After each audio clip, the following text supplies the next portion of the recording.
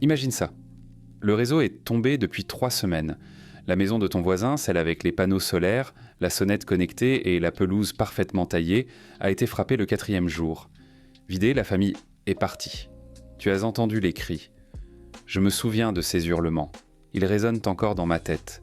Ta maison, pelouse envahie, peinture écaillée, une bâche qui claque sur le toit comme si tu avais abandonné il y a des mois. À l'intérieur, tu as chaud, tu es nourri, armé, invisible. Bienvenue dans la maison grise. L'art de se cacher à la vue de tous quand la société s'effondre.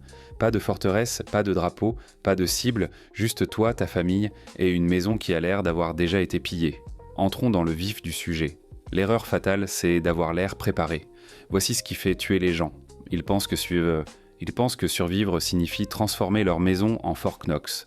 Voler en acier, caméra partout, une clôture qui dit « j'ai des armes et de la nourriture ». Félicitations, tu viens de peindre une cible sur ton toit. Parce que voici le truc.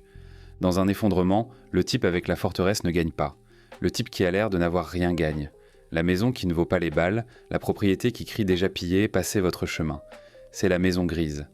Et ça commence maintenant, avant que les lumières ne s'éteignent. Je regarde ma propre maison. Elle doit paraître faible. Étape 1, avoir l'air d'une victime tout en devenant un coffre-fort. Marche dans ton quartier comme si tu étais un pillard. Qu'est-ce qui attire ton regard ? Des panneaux solaires qui brillantent au soleil ? Un jardin débordant de tomates ? De la peinture fraîche ? Des voitures neuves ? Des caméras de sécurité ? Une pelouse qui a l'air que quelqu'un s'en soucie encore ? Chacun de ces éléments est une enseigne au néon qui dit « Nous allons bien, venez prendre ».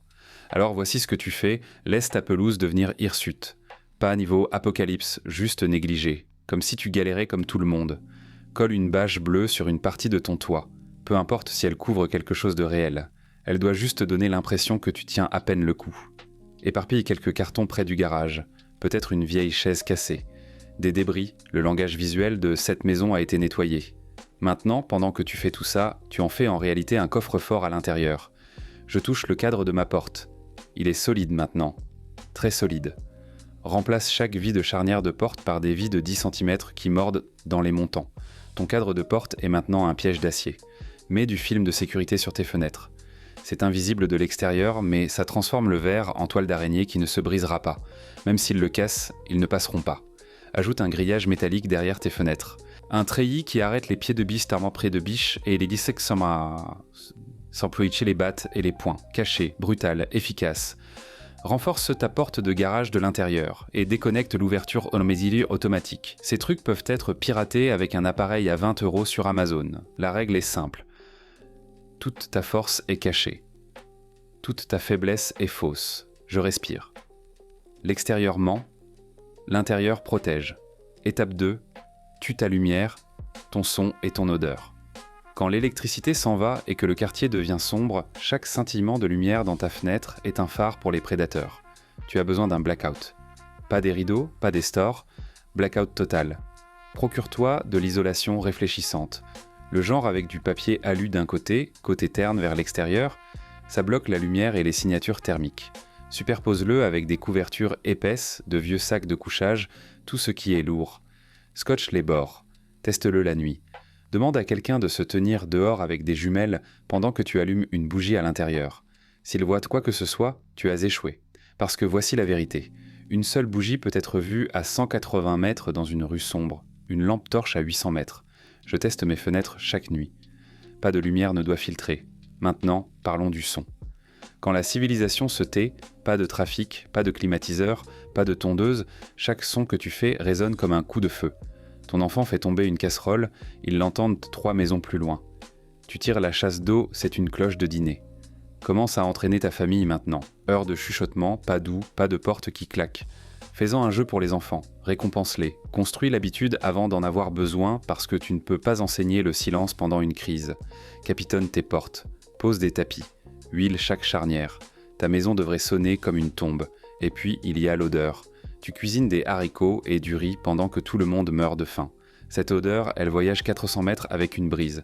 C'est une invitation à dîner que tu n'as pas envoyée. Solution, autocuiseur. Il scelle et la vapeur retient l'odeur.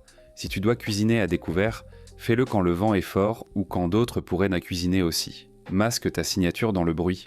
Ou cuisine à 3 h du matin quand personne n'est éveillé pour la sentir. Mon estomac gronde. Je dois être patient. Continuons avec l'étape 3. Construis un système d'alarme silencieux. Pas besoin d'électricité, tu ne peux pas défendre ce que tu ne vois pas venir. Et quand le réseau tombe, ta sonnette ring sophistiquée est un presse-papier. Alors tu fais old school, brutal, malin. Prends des canettes de soda vide et équilibre-les sur des bâtons fins le long de ta clôture, sous les fenêtres, près des portails. Quand quelqu'un frôle cette clôture ou essaie de l'escalader, les canettes tombent. Tu l'entends ou tu le vois le matin. Encore mieux, le piège à farine. Saupoudre une fine couche de farine ou de terre fine le long des allées, sous tes fenêtres, près des portails latéraux. Vérifie-la chaque matin. Les empreintes ne mentent pas. Tu sauras si quelqu'un rôdait, même s'il était complètement silencieux. Lisse-la, réinitialise, répète. Si tu as un peu d'argent, tu peux cacher des caméras de chasse. Mets-les dans de fausses pierres ou de vieilles maisons d'oiseaux, activées par le mouvement, silencieuses. Tu obtiens des photos de qui casse ta maison sans qu'ils le sachent jamais. Mais écoute, voici la clé. Tu ne veux pas les attraper. Tu veux savoir qu'ils étaient là parce que c'est ce qui te dit quand resserrer, quand déplacer tes provisions, quand commencer à dormir par relais. Je vérifie mes pièges chaque matin. C'est devenu un rituel. Étape 4, couche de défense. Pense à ça comme un oignon fait de violence. Même la meilleure maison fantôme pourrait être testée, alors tu construis des couches. Périmètre extérieur à 50 mètres. C'est là que tu canalises les intrus. Tu les pousses vers des zones de tir ou loin de tes angles morts. Utilise l'aménagement paysager, des tas de déchets, une voiture morte. Tu les fais approcher comme tu le veux. Ensuite, la cour. Tu veux des lignes de vue claires, pas de buissons où ils peuvent se cacher. Et tu dois connaître tes distances. De ta fenêtre de chambre à la clôture, 12 mètres. À l'allée, 18 mètres. Si tu dois tirer, tu dois connaître la portée. Puis il y a la maison elle-même. C'est là que tout ce renforcement caché entre en jeu. Les portes renforcées t'achètent du temps. Le film de sécurité sur les fenêtres les rend un cauchemar à traverser. Chaque seconde qu'ils perdent à essayer d'entrer est une autre seconde où tu te prépares. Enfin, la pièce sécurisée, une pièce intérieure, de préférence à l'étage. Porte en acier. Stockée avec de l'eau, de la nourriture, des premiers soins, un moyen de communiquer et oui, une arme. C'est ton repli final, ta citadelle. Tu peux tenir là-dedans pendant des jours si nécessaire. Et si tout le reste échoue, tu disparais. Ma pièce sécurisée est prête. Je l'ai testée. Étape 5. Route d'évasion. Parce que les affaires ne valent pas la peine de mourir pour elles. Ta maison ne vaut pas ta vie. Redis-toi ça. Alors, tu as besoin d'au moins 2 sorties qui ne sont pas la porte d'entrée. Une fenêtre du 2e étage avec une échelle de corde. Pratique-la, chronomètre-la. Assure-toi que tes enfants peuvent le faire dans le noir. Une sortie de sous-sol qui mène à un abri. La cour d'un voisin, un bosquet d'arbres, un fossé de drainage, un vide sanitaire qui s'ouvre sur l'extérieur. C'est étroit. C'est sale, mais ça marche. Chaque route mène à un point de ralliement, un endroit pré-planifié à 100 mètres ou plus où la famille se regroupe.